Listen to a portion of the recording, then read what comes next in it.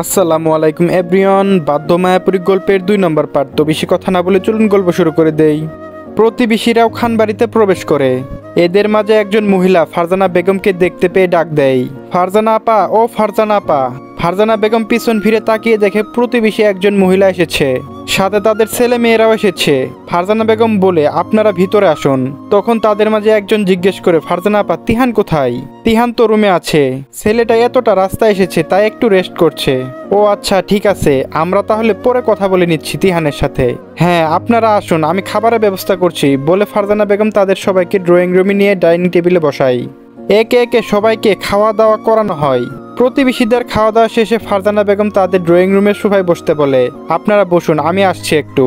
বলেই ফারজানা বেগম ভিতরে চলে যায়। প্রতিবেশীরা ড্রয়িং রুমে বসে যার যার মতো কথাবার্তা বলছে। সামিরা বেগম রান্না করে সব সামলাচ্ছে, কাজের বুয়া সব করে দিচ্ছে। তবে সামিরা বেগম আজ নিজের হাতে তিহানের জন্য রান্না করবে বলেছে। তবে ফারজানা বেগম একটু অসুস্থ বলে সামিরা বেগম রান্নাঘরে ঢুকতে দেয়নি, একাই সব সামলে যাচ্ছে। সামিরা বেগম ফারজানা বেগমকে রুমে বিশ্রাম নিতে বলেছিল, কিন্তু কে শুনে কার কথা? এত বছর পর ছেলে এসেছে, তার মাঝে বাড়ি ভর্তি মেহমান, এসব ফেলে কি ফারজানা বেগমের ঘুম আসবে? সে মেহমানদের আপ্যায়ন করছে, তারই মাঝে কেয়া রান্নাঘরে ঢুকে। কেয়াকে দেখে সামিরা বেগম বলে, মা, অনেকক্ষণ হয়েছে, তোর দাদু বলেছিল 1 কাপ চা দিতে, আমি রান্না ব্যস্ততায় আর যেতে পারিনি উপরে। তুই তোর দাদুকে চাটা দিয়াই তো। আচ্ছা আম্মু বলে কেয়া চা নিয়ে সিঁড়ি দিয়ে উপরে উঠে যায়। যাওয়ার সময় তিহানের রুম সামনে পড়ে। কেয়া একটু দাঁড়ায়। তিহানের রুমের দরজা হালকা ফাঁক হয়ে আছে। কেয়া ভাবছে, তিহান ভাই কি এখনো রুমে আছে? দরজা ফাঁক হয়ে আছে। কেয়া একটু ভয় পাচ্ছে, আবার তিহানের দরজার কাছে গিয়ে উকি ঝুঁকি দিয়ে দেখার চেষ্টা করছে। তার মধ্যে কারো এই দিকে আসার শব্দ পেয়ে কেয়া ভয় পেয়ে যায়। সোজা মোতালেব খানের রুমের উদ্দেশ্য হাঁটা ধরে। ওইদিকে নিশা ফারজানা বেগমকে জিজ্ঞেস করে, ফুপি, মিহি কোথায়? দেখো মা, মিহি হয়তো রুমে আছে। নিশা আর মিহি দুইজনে 9-এ পড়ে, সেম ক্লাসে হয়। একদিকে যেমন ফুপাতো ভাই বোন, অন্যদিকে ওরা ফ্রেন্ড। নিশা মিহির রুমে গিয়ে মিহিকে পিছন থেকে আলতো করে চোখ চেপে ধরে বলে, বলতো কে আমি? মিহি বলে, আরে নিশা। তখন নিশা বলে, তুই আমাকে চিনলি কিভাবে? মিহি বলে, তোকে আমি চিনবো না বান্ধবী? তোর ছোটবেলা অভ্যাসটা আর গেল না। যতবার আমাদের বাড়িতে আসতি ততবার হঠাৎ করে পিছন থেকে আমার চোখ চেপে ধরতি। তখন নিশা মুখ বাঁকিয়ে বলে, তুইও কি কম নাকি আমার পিছে লাগতি? দুইজনে ঝগড়ার মাঝখানে রীতি প্রবেশ করে রুমে। কি রে, তোরা কি নিয়ে ঝগড়া করছিস? দুইজনে বলে, আরে কিছু না আপু। রীতি জিজ্ঞেস করে, কি রে মিহি, তোর চাচাতো বোন আয়নায়া কোথায়? আসার পর থেকে দেখছি না যে। আপু তো কলেজে গেছে। রীতি বলে, আজ বাড়িতে এত মেহমান আর আনায়া কলেজে গেছে? মিহি বলে, আরে আপু, আজ কোচিং এ পরীক্ষা আছে, পরীক্ষা দিয়ে চলে আসবে, কলেজ করবে না আজ। রীতি বলে, ও আচ্ছা। তারপর রীতি বলে, চল আমরা ছাদে যাই, পিক তুলবি আমার সাথে। মিহি নিশাও বলে, চলো আপু। নিচে মেহমানে ভরপুর, তাই রীতি নিশা আর মিহিকে নিয়ে ছাদে চলে এসেছে পিক তুলবে বলে। মিহি নিশা আর রীতি ছাদে পিক তুলছে। পিক তোলা শেষে মিহি নিশি একসাথে খেলা করছে আর রীতি ফোন টিপছে। তারই মধ্যে আইমানও এসে পড়ে। আরে আইমান, এসেছিস বাবা? আইমান বলে, হ্যাঁ ফুপি। তুই বস বাবা, আমি তোর জন্য নাস্তা নিয়ে আসি। আরে না ফুপি, তুমি ব্যস্ত হচ্ছ কেন? আমি এখন কিছু খাবো না। তা বললে হবে না, একটু শরবত মুখে দে। ফারজানা বেগম কাজের বুয়া রহিমা বেগমকে বলে, রহিমা, আরেক গ্লাস শরবত নিয়ে আয় তো, রান্নাঘর থেকে শব্দ শোনা যায়। রহিমা বলে, আনছি বড় ম্যাডাম। হ্যাঁ, তাড়াতাড়ি নিয়ে আই। রহিমা শরবত নিয়ে রুমে ঢুকতে ফারজানা বেগম রহিমাকে দেখে এগিয়ে যায়। তার হাতে থেকে শরবতের গ্লাসটা নিয়ে আইমানকে দেয়। ফারজানা বেগম আইমানকে উদ্দেশ্য করে শরবতের গ্লাসটা এগিয়ে দিয়ে বলে, নে বাবা, ধর, খেয়ে নে। রোদে পুড়ে কতটা রাস্তায় এসেছিস। আরে ফুপি, তুমি এত ব্যস্ত হয়েও না তো, আমি ঠিক আছি। তারপর ফারজানা বেগম বলে, তুই একটু রেস্ট নে বাবা। আইমান বলে, না ফুপি, ভাইয়ার কাছে যাব। ভাইয়া কোথায়? তোর ভাইয়া রুমে আছে। ঠিক আছে, আমি আসছি বলে আইমান তিহানের রুমের দিকে যাই। আইমান তিহানের রুমে ঢুকে দেখে তিহান ল্যাপটপে কি যেন একটা করছে। ভাইয়া করে ডাক দিতে তিহান এসে জড়িয়ে ধরে। আমি বললাম, কেমন আছিস আইমান? আইমান বলে, এই তো আলহামদুলিল্লাহ ভালো আছি ভাইয়া, তুমি কেমন আছো? আমি বললাম, ভালো। আইমান বলল, তো তুমি আমাদের সাথে এতদিন যোগাযোগ রাখোনি কেন? তিহান চুপ করে আছে। আইমান বলল, কি হলো ভাইয়া, কথা বলছো না কেন? জানো, ফুপি, মা, বাবা, এমনকি খানবাড়ির সবাই কতটা কষ্টে তোমাকে ছাড়া দিন পার করছে। ফুপি তো অসুস্থ হয়ে পড়েছিল, 1 মাস বিছানায় শুয়ে দিন কাটিয়েছে, তাও সারাদিন তিহান তিহান করে গেছে, কবে তুমি আসবে এই অপেক্ষায়। পিছন থেকে তিহানের মামি বলে উঠে, এখানে কি হচ্ছে আইমান? তোমার ভাইয়া অনেকটা রাস্তা এসেছে, একটু রেস্ট করুক, ডিস্টার্ব করছো কেন?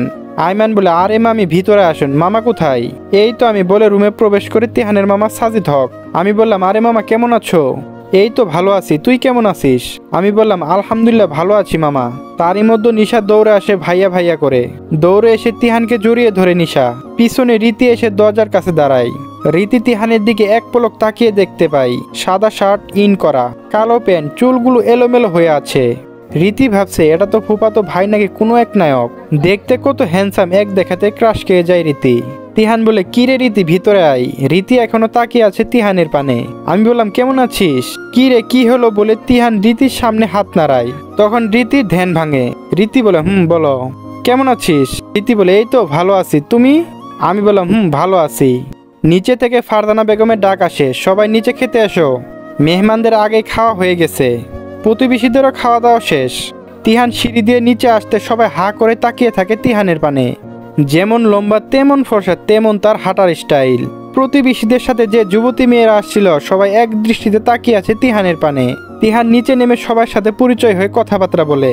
এক বৃদ্ধ প্রতিবেশী মহিলা জামিলা বেগম বলে, দেখছো সবাই, এই না হলে খানবাড়ি বড় ছেলে, দেখতে যেমন সুন্দর তেমনি তার কথাবার্তা, কত সুন্দর আদব কায়দা। সবাই একে একে ফিস ফিস করে বলছে, ইস যদি আমার মেয়ের জন্য এমন একটা ছেলে পাইতাম আপা। আরেকজন মহিলা বলে ওঠে, হ্যাঁ গো আপা, আমার মেয়েটার জন্য যদি এমন একটা ছেলে পাইতাম। জমেলা বেগম তিহানের কাছে যেতে তিহান তাকে সালাম করে, কেমন আছেন দাদিমা? আলহামদুলিল্লাহ দাদু ভাই ভালো আছি, তুমি কেমন আছো? জি দাদি আমিও ভালো আছি।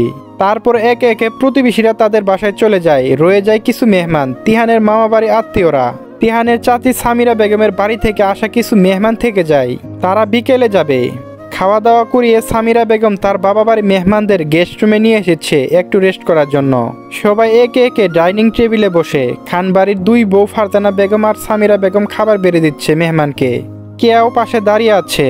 তিহানের চোখ যায় একটু দূরে দাঁড়িয়ে থাকা কেয়ার দিকে। সাদা একটা থ্রি পিস পরে মাথায় কাপড় দেওয়া, লম্বা ঘন কালো চুলগুলো পিছনে ছাড়া, সবে মাত্র গোসল দিয়েছে তাই চুলগুলো ভিজাই আছে এখনো। তিহান বারবার কেয়ার দিকে তাকাচ্ছে, কেউ সেটা বুঝতে পেরে মাথা নিচু করে দাঁড়িয়ে আছে। কেউ লক্ষ্য না করলেও সেটা রীতিমতো চোখে পড়েছে। রীতি একবার তিহানের দিকে তাকাচ্ছে তো আরেকবার কেয়ার দিকে। কেয়া এখনো মাথা নিচ করে দাঁড়িয়ে আছে এক কোনায়। কি রে ওখানে দাঁড়িয়ে কি করছিস, এসে বস। তিহানের এমন শব্দ সবার কানে যেতেই সবাই এক নজর তিহানের দিকে তাকিয়ে আবার কেয়ার দিকে তাকায়। তিহান আবার বলে, কি হলো শুনতে পাচ্ছিস না? আসতে বলছি এখানে। কেয়া আস্তে আস্তে এগিয়ে আসে, বস এখানে। কেয়া বসতেই তিহান কেয়ার থালায় ভাত বেড়ে দেয়। সবাই সেটা অবাক দৃষ্টিতে তাকিয়ে দেখছে। সবাই ভাবছে যে ছেলে কেয়ার সাথে বিয়ে ঠিক করে সেই দিন রাতে দেশ ছাড়ে, সে কেয়াকে ডেকে পাশে বসে আবার ভাতও বেড়ে দিচ্ছে। খানবাড়িতে সবার খাওয়া দাওয়া শেষ। প্রতিবেশীরা যে যার যার বাড়ি চলে যায়, যে মেহমানদের বিকেলে যাওয়ার কথা ছিল তারাও চলে যায়। সামিরা বেগমের বাবার বাড়ির লোকজন তিহানের কত প্রশংসা করছে, এমনকি কেয়ার মামাতো বোন ইনায়া ও তিহানের উপর কাশ খেয়ে যায়। সামিরা বেগমের বাবার বাড়ির লোকজন একে একে বিদায় নেয়। এইবার খানবাড়ির পুরুষরা বের হবে এতিমখানার উদ্দেশ্য। ড্রয়িং রুমে দাঁড়িয়ে আছে খানবাড়ির মহিলারা। তিহানের বাবা চাচা রেডি হয়ে নিচে থেকে তিহানকে ডাকছে। তিহানের দাদা মুতালেব খানও তিহানকে নিচে থেকে ডাকছে। দাদু ভাই আর কতক্ষণ লাগবে, এবার নিচে আসো। আমি বললাম আসছি দাদু। হ্যাঁ তাড়াতাড়ি এসো দাদু ভাই। নিচে সবাই অপেক্ষা করছে। হঠাৎ সবার চোখ যায় উপরের দিকে। তিহান সিঁড়ি দিয়ে নামছে, সাদা শার্টের উপর কালো প্যান্ট, হাতের কাছে শার্টটা কোনোই পর্যন্ত বলতে বলতে নিচে নামে। কে এক নজরে তিহানের দিকে তাকিয়ে আবার মাথা নিচু করে ফেলে। মোতালেব খান বলে, দাদু ভাই এবার এসো, আমরা রওনা হব। আমি বললাম হ্যাঁ চলো দাদু। আজিজুল খান বাড়ির একজন কর্মচারী হানিফকে বলে, হানিফ গাড়ি বের কর, আমরা বের হব এখন। ঠিক আছে ছোট স্যার, আমি এক্ষুনি গাড়ি বের করছি বলে হানিফ বাগানের কাছে দৌড়ে যায়, যার পাশে খান বাড়ির পার্কিং করা। খান বাড়িতে দুই গাড়ি, তবে একটাই বেশি ব্যবহার হয়। যখন বেশি লোক বা মেহমান হয় তখন দুইটা গাড়ির প্রয়োজন হয়। আজকেও দুইটা গাড়ি প্রয়োজন হয়েছে। একটাই খানবাড়ি পুরুষরা যাবে, আরেকটা এতিমখানা বাচ্চাদের জন্য কিছু জিনিসপত্র নিয়ে যাওয়া হবে। সবাই একে একে গাড়িতে উঠে বসে। তিহান হানিফকে বলে, আমি ড্রাইভিং করব, আজ তোমার ছুটি। তারপর তিহান ড্রাইভিং সিটে বসে, মুতালেব খান তিহানের পাশে সিটে বসে, আর তিহানের বাবা চাচা পিছনের সিটে গিয়ে বসে। তিহান গাড়ি স্টার্ট করে। গাড়ির মধ্যে দাদু নাতি অনেক গল্প করছে, আর পিছন থেকে তার বাবা চাচা দাদু নাতির গল্প শুনছে মিটমিট করে আর হাসছে। মাঝে মাঝে তারাও কিছু বলছে দাদু নাতির কথার ফাঁকে ফাঁকে। তিহান জিজ্ঞেস করে, দাদু আমাদের যে ব্রাহ্মণবাড়িয়া গ্রামে বাড়িটা ছিল ওটার কি খবর? মোতালেব খান বলে, দাদু ভাই অনেকদিন ধরে যাওয়া হয় না, তবে তুমি যখন এসেছো আমরা সবাই মিলে ঢাকা থেকে ব্রাহ্মণবাড়িয়া ঘুরে আসব। ঠিক আছে বলে তিহান আবার ড্রাইভিংয়ে মনোযোগ দেয়। দেখতে দেখতে গাড়ি এসে থামে এতিমখানার সামনে। তিহান গাড়ি থেকে নেমে দরজা খুলে মোতালেব খানের হাত ধরে নামায়। খান বাড়ির গাড়ি দেখে এতিমখানা থেকে দুইজন লোক ছুটে আসে। মোতালেব খানকে সালাম দিয়ে ভালো মন্দ জিজ্ঞেস করে। তারপর মোতালেব খান একজনকে বলে গাড়ি কিছু খাবার আর বাচ্চাদের জন্য কিছু জিনিসপত্র রাখা আছে সেগুলো বের করার জন্য। তাদের মাঝে কয়জন লোক এসব সবগুলো নামায়। মোতালেব খান তিহানকে সবার সাথে পরিচয় করায়। তিহানকে অনেক বছর কেউ দেখেনি, তাই হয়তো কেউ চিনতে পারছে না। মোতালেব খান পরিচয় করিয়ে দেওয়ার পর তিহান তাদের সাথে হ্যান্ডশিপ করে। আস্তে আস্তে সব খাবার নিয়ে যাওয়া হয় ভিতরে। তাদের মাঝে একজন বাচ্চাদের খাবার বেড়ে দিচ্ছে। বাচ্চারা কত খুশি হয়েছে, এতিমখানার মালিকরা এসেছে, তারপর আবার তাদের জন্য খাবার নিয়ে জিনিসপত্র নিয়ে এসেছে। এতিমখানায় যিনি দেখাশোনা করেন নাজিম উদ্দিন সাহেব, উনি তিহানকে মোতালেব খান, আজিজুল খান আর আমজাদ খানকে এতিমখানার ভিতরে নিয়ে যায়। এরপর তিহানকে বলে, আসুন স্যার, আমি আপনাকে সবকিছু ঘুরিয়ে দেখাচ্ছি। নসির উদ্দিন সাহেব তিহানকে সবকিছু ঘুরিয়ে দেখাচ্ছে। তারই মাঝে 5 বছরের ছোট একটা বাচ্চা মেয়ে কান্না করতে করতে দৌড়ে সে তিহানকে হাঁটুতে জড়িয়ে ধরে। তখন নাসির উদ্দিন বলে, আরে আরে করছো কি, সারো স্যারকে। তিহান বলে, আরে নাসির উদ্দিন সাহেব, আপনি ধমকাচ্ছেন কেন বাচ্চাটাকে? নাসির উদ্দিন বলে, স্যার আপনাকে ঝাপটে ধরেছে। আমি বললাম, তাতে কি হয়েছে, কত নিষ্পাপ ফুটফুটে বাচ্চা মেয়েটা, ওর কি বাবা মা নেই? আসলে স্যার ও নতুন, কালকে এসেছে।